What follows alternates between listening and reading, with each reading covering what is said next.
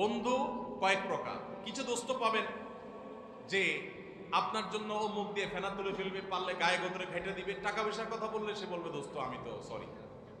আবার কিছু আছে এর উল্টো, যে তার অনেক টাকা পয়সা আছে, সে বলবে দেখো ভাই আমি সময় দিতে পারবো না, টাকা লাগলে কিছু নিয়ে যাবে। আছে না নাই?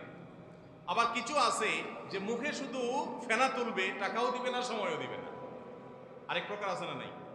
আরেক প্রকার বন্ধু আছে, টাকা লাগলে টাকা দিবে, আবার গায়ে খাটা লাগলে গায়েও খেটে দিবে। তাহলে চার প্রকার হলো।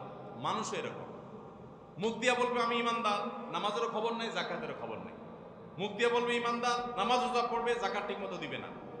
আবার কিছু লোক আছে ইমানদার হয়ে সে নামাজও পড়ে আবার জাকাতও। এরা হলো আল্লাহ তাআলার প্রকৃত বান্দা, আসল মুসলমান। সে জান মাল সবকিছু কোরবান করে। আমি একজন যুবক, আমার বয়স 24, বর্তমানে এই জেনার যুগ থেকে নিজেকে কিভাবে হেফাজত করব, আর আল্লাহ যেন দ্রুত উত্তম রিজিকের ব্যবস্থা করেন সে বিষয়ে কিছু আমল শিখিয়ে দেন, আর যেন দ্রুত রিজিকের ব্যবস্থা করেন, বিবাহ করে নিজের চরিত্র হেফাজত করতে পারে, সেজন্য আপনার কাছে দোয়া চাই। দোয়া তো অবশ্যই আপনার জন্য করি।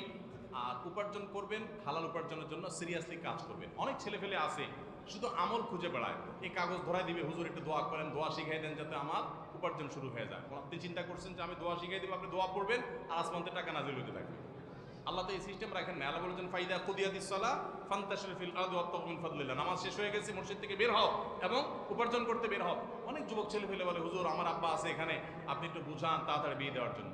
আর ওই বেটা কাজ করার ধান্দা নাই, নিজে খাচ্ছে বাপের হোটেলে, আরেকটা এনে বাপের হোটেলে খাওয়ানোর ধান্দা। আপনি কেন কাজ করছেন না?